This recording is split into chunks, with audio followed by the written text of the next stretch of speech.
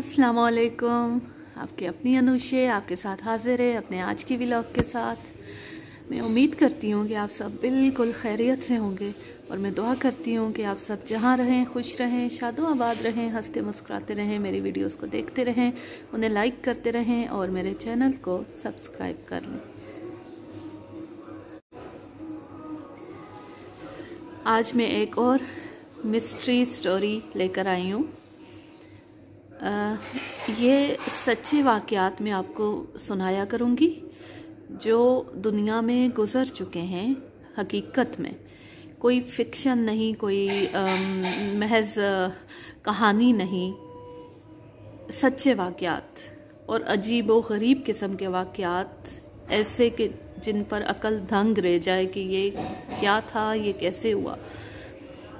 इस किस्म के वाक़यात मैं आपको सुनाया करूँगी और आज भी मैं ऐसा ही एक वाक़या लेकर आई हूँ। तो चलें आगाज़ करते हैं। फ्रांस में एक पुरअसरार गारतगर दरिंदा, क्या ये किसी खूंखार दरिंदे का भूत था? 18वीं सदी ईस्वी में फ्रांस के दूर दराज ज़िला में एक नहायत ही गारतगर और खूंखार दरिंदा था। वो इतना भयानक और दहशत फैलाने वाला था कि उसके खूनी कारनामों ने एक अफसाने की सूरत इख्तियार कर ली थी। कोई 200 साल पहले की बात है कि जनूब मशरकी फ्रांस में गेवाउदन में, जो कि लोज़ेरे में एक ज़िला था, उसमें लोग बड़े पुरअमन तरीके से रहते थे।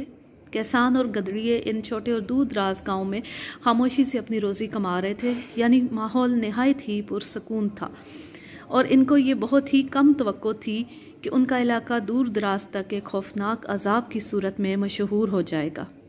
उस अजाब को ज़्यादातर लोग गेवाउदन का दरिंदा कहते थे। चूँकि ये इलाका इस दरिंदे की शिकारगाह की हैसियत इख्तियार कर गया था, इस बदसूरत हैवान ने 3 साल तक लोगों की पुरसकून ज़िंदगी को हिला कर रख दिया था, यानी पारा पारा कर दिया था। और इन वाक़यात के 2 सदियाँ बाद तक भी इस डरावनी मखलूक की याद अब भी फ्रांस के लोगों के रोंगटे खड़े कर देती है।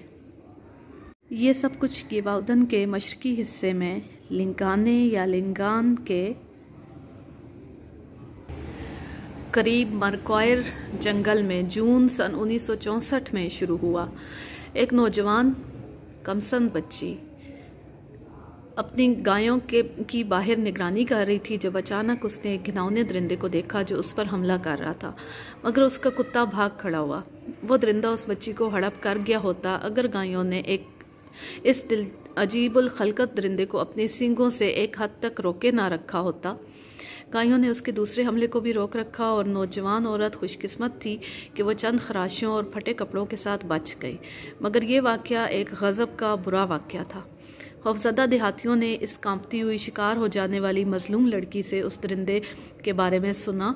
यह दरिंदा एक गाय की जिसामत के बराबर था, जिसकी छाती बहुत कुशादा थी, एक बड़ा सर और गर्दन, छोटे सीधे कान और नाक शिकारी कुत्ते की मानंद थी। लंबे दांत जो उसके स्याह मुंह के दोनों अतराफ से बाहर निकले हुए थे। उसकी दुम लंबी मगर ख़ास तौर पर पतली थी और एक स्याह धारी थी जो उसके सर के ऊपर के हिस्से से दुम के आखिरी सिरे तक जाती थी। उस लड़की ने यह भी बताया था कि वह छलांगे लगाते हुए तकरीबन 30 फुट यानी 9 मीटर तक ऊंची रफ्तार पर चलता था।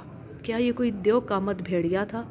इसके बाद जितने महीने गुजरे, इस इलाके में एक खौफ फैल गया और यह दरिंदा कमज़ोर तरीन शिकार पर हमला करता था, मसलन औरतों और बच्चों पर, या फिर बग़ैर किसी साथी के आदमी पर, यानी अकेले आदमी को जो अपने माल मवेशी को चराने के लिए पहाड़ की अतराफ में ले जाता था।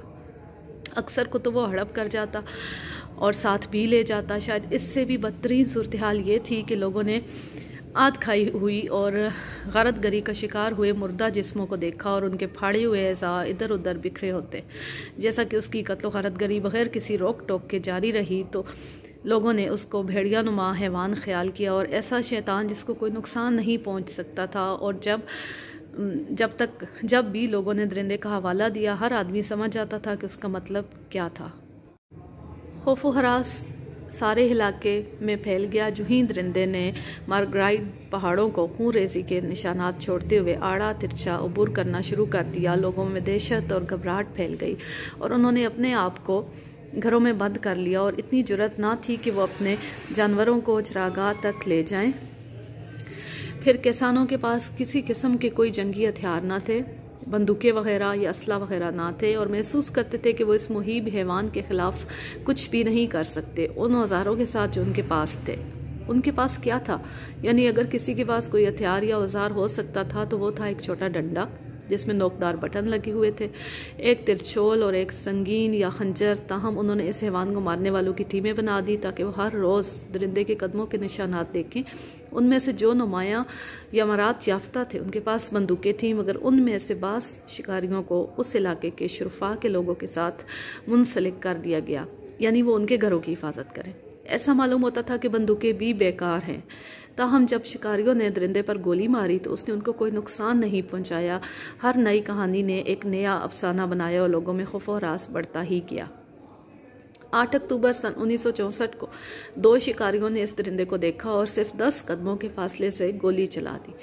इस दफ़ा वो हैवान गिरा मगर दोबारा फ़ौरन उठ खड़ा हो गया। शिकारियों ने दोबारा गोली मारी और फिर गोली मारी। दरिंदा गिर पड़ा मगर अगरचे अपनी टांगों पर लड़खड़ाया, मगर वो नज़दीकी जंगल में चला गया जो उसके दुश्मनों से आगे था। जो ही वो दोबारा खड़ा हुआ और जैसा कि वो दौड़ा, शिकारियों ने दोबारा उस पर गोली चलाई। ऐसा करने के बावजूद दरिंदा बच गया। लोगों को यकीन हो गया था कि वो बुरी तरह ज़ख्मी हो गया होगा और दूसरे दिन वो उन्हें मुर्दा मिलेगा।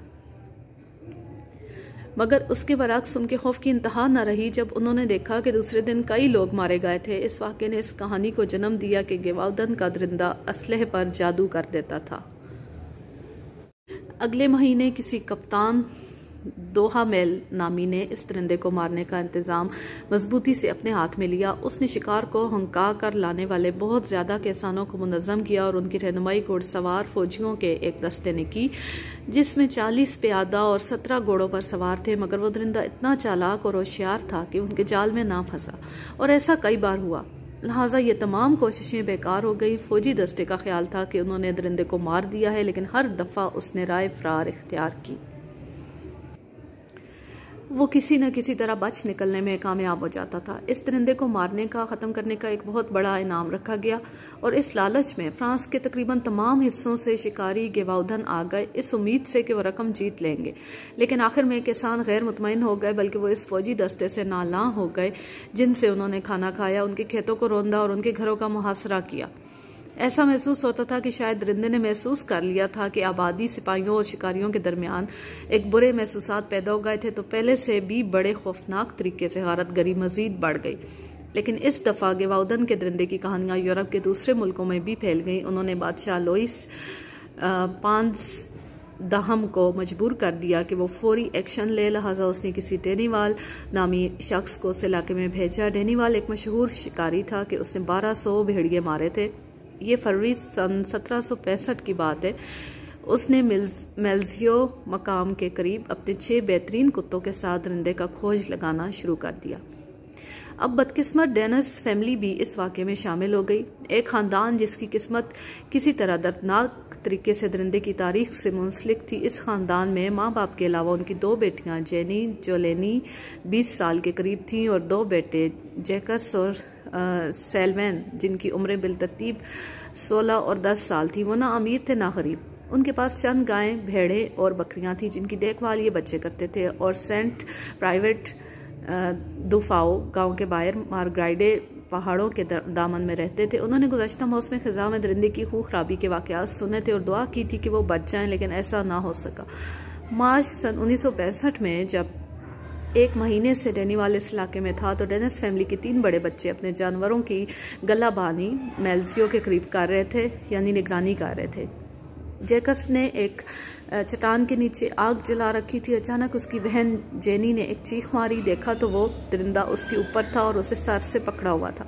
जैकस ने किसी तरीके से और किसी तरह से अपनी पूरी ताकत से दरिंदे को आग में फेंक दिया और उसे गर्म कोयलों पर रोके रखा, लेकिन वो दरिंदा भेड़िए की मानंद चीख मारते हुए निकल गया। जेनी पर 2 गहरे जख्म, हर कान के पीछे एक और कंधों पर से फटे कपड़े छोड़ दिए। लेकिन सबसे बुरी बात ये हुई कि वह ज़हनी तौर पर पागल हो गई और फिर कभी भी दोबारा अपनी पहली हालत में ना आ सकी। वो एक खौफ से लरसने लग जाती थी और अचानक खौफ के दौरों में मुब्तला हो जाती थी, जिससे चीखना शुरू कर देती थी, जैसा कि दरिंदे के 2 बड़े दांत उसकी गर्दन में मुस्तकिल तौर पर पेवस्त हो गए हों। जोलेनी ने अपनी बहन की मदद ना करने पर अपने आप को माफ़ ना किया और उसने ऐलान किया कि अब या तो वो दरिंदा है या मैं, और अक्सर मेल्सियो की ढलानों पर रेंगने लगी, गोया कि वो अपनी बहन पर हमला करने वाले के साथ एक जानी मुकाबला करने वाली हो। उसके भाई जैकस ने भी अपनी बहन जेनी का बदला लेने के लिए कसम खाई और वो इस मकसद को हासिल करने के लिए शिकारी डेनीवाल के साथ मिल गया। वो दोनों दोस्त बन गए। मशहूर भेड़िया शिकार करने वाले ने अपनी अलग से मनसूबाबंदी की जो कि डोहा मिल की फ़न लश्कर कशी से मुख्तलिफ थी, यानी उसने हुंका कर शिकार को घेरने की स्कीम बनाई थी। देखें, ये तस्वीर बनाई गई है उस दरिंदे की जो लोगों पर हमले करता था, और वो किस किस्म का था। ना तो वो किसी कुत्ते के जैसा है, ना भेड़िया है, ना चीता। अजीबुल खलकत जानवर है जो कि अभी तक आज तक भी हम लोग दरियाफ्त नहीं कर सके कि इस तरह की भी कोई नस्ल मौजूद है। ये दरिंदा अक्सर अपने शिकारों को सर से पकड़ता था या सर पर हमला करता था, जैसा कि उसने एक लड़की जेनी डेनस के साथ किया। उसे सर से पकड़ा और नुकसान पहुंचाया। चूँकि औरतें और बच्चे कमज़ोर होते हैं जो कि अक्सर दरिंदे के ज़ेरे हमला आ जाते थे। किस कदर खौफनाक जानवर है, देखिए आप, इसकी शक्ल ही कितनी सख्त, मकरू कहना चाहिए या जालिम या खूंखार। बहरहाल आगे बढ़ते हैं। मगर डेनीवाल ने सोचा कि इस तरीके से दरिंदा होशियार हो जाता है और इस बात की वकालत की कि उसे एतमाद हासिल कर लेने का मौका दिया जाए ताकि वो खुद ब खुद खुले मैदान में आ जाए। फिर एक इशारे पर वो और उसकी टीम कुत्तों के साथ उसे घेरे में लेगी ताकि वो फंदे में फंस जाए। लेकिन इस हिकमत अमली का भी कोई खातिर खा फ़ायदा ना हुआ। दरिंदा उस इलाके से वाकिफ़ और बहुत होशियार था। वो ढलानों पर रेंग कर चला जाता, घने जंगल में पनाह ले लेता और अपने आप को एक गहरी घाटी में छुपा लेता, दरिया को अबूर कर लेता। ताहम जब ये चल रहा होता, दर्जनों आदमी और कुत्ते उसका पीछा करते रहते और खुरदरी ज़मीन के ऊपर से इस पागल दौड़ और तगोदो से थक हार जाते। दरिंदे ने हमेशा शिकारियों को झांसा दिया। मजीद ये कि रास्ते में ज़बह किए हुए बच्चों के खाए हुए जिस्मों के अज़ा को खींचा होता और इनसे अपने निशानात छोड़ जाता। फिर 29 अप्रैल सन 1765 में डेनीवाल के आने के 2 माह बाद एक नोबल आदमी ने, जिसका नाम डिलाचुमेटे था, उसने अपने घर से बहुत दूर रेमाइजी और सेनेट केली के दरमियान खोज निकाला। उसने उस मुहिब दरिंदे को दबे पांव चरागाह में एक गदड़िए की तरफ जाते देखा और अपने 2 भाइयों को बुला लाया। तीनों ने बंदूकें ली और चरागाह के नीचे की तरफ घात में बैठ गए। उनमें से एक चरागाह की तरफ चला गया और धोखा देने वाली चाल के जरिए दरिंदे को मजबूर किया कि वो दोनों की तरफ जाए, तो उन्होंने उस पर गोली चला दी। दरिंदा ज़मीन पर गिरा और 2 या 3 दफ़ा उस पर लुढ़का। चोमीते ने दोबारा गोली चलाई। दरिंदा जंगल की तरफ लुढ़कता हुआ गया, किसी पनाहगाह को तलाश किया और दौड़ गया। खून के बहुत ज़्यादा छींटों ने झाड़ियों के इर्द गिर्द मट्टी को खून आलूद कर दिया। दरिंदा वाज़े तौर पर ज़ख्मी हो चुका था और हर एक को उम्मीद थी कि मरने के लिए कहीं वो किसी जगह जंगल में जा चुका है, मगर ये एक झूठी उम्मीद थी, चूँकि दरिंदे ने बहुत जल्द दोबारा खून खराबे का अपना काम शुरू कर दिया था। ये किस किस्म का दरिंदा था जो गोलियां लगने से बार बार गिर जाता, वहशियाना गारतगरी करने के लिए दोबारा उठ जाता? क्या ये शैतान था छुपा हुआ, या हैवान के वेश में शैतान था? क्या उसके पसे पुष्ट काला जादू था? आखिर उसका अंजाम क्या हुआ? ये जानने के लिए आप अगले व्लॉग का इंतज़ार करें। अगली वीडियो में हम इस कहानी की, इस वाक़े की बाकी का हिस्सा इसका पढ़ेंगे। तो मैं उम्मीद करती हूँ कि आप जहाँ रहें खुश रहें, शादो आबाद रहें। मेरी दुआ है कि अल्लाह पाक आपको ढेरों खुशियाँ नसीब करे। मेरी वीडियोस को देखते रहें, उन्हें लाइक करते रहें, मेरे चैनल को सब्सक्राइब कर लें और आप मुझे दें इजाज़त। अल्लाह हाफिज़, अल्लाह निगहबान।